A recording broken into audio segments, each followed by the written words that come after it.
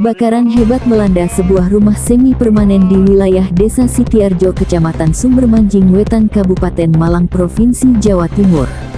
Api berasal diduga akibat pemilik rumah lupa mematikan kompor gas selesai memasak.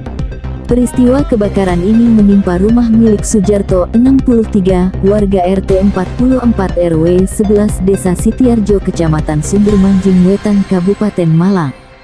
Kejadian diketahui sekitar pukul 12 waktu Indonesia Barat Selasa tanggal 5 Oktober tahun 2021 siang. Api sudah membakar seluruh bangunan semi permanen dan warga berusaha melakukan pemadaman secara manual, namun api sulit teratasi bahkan tambah membesar.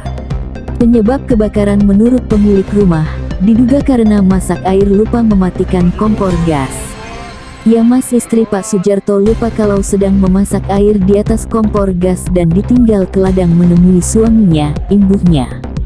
1 jam kemudian api bisa dipadamkan dan nihil korban jiwa. Dalam peristiwa ini pemilik rumah alami kerugian 150 juta rupiah, imbuhnya. Sementara pihak Simbat PMI Kabupaten Malang melakukan asesmen bersama Pemdes, Tagana, Muspika Kecamatan Sumbermanjing Wetan dan masyarakat setempat.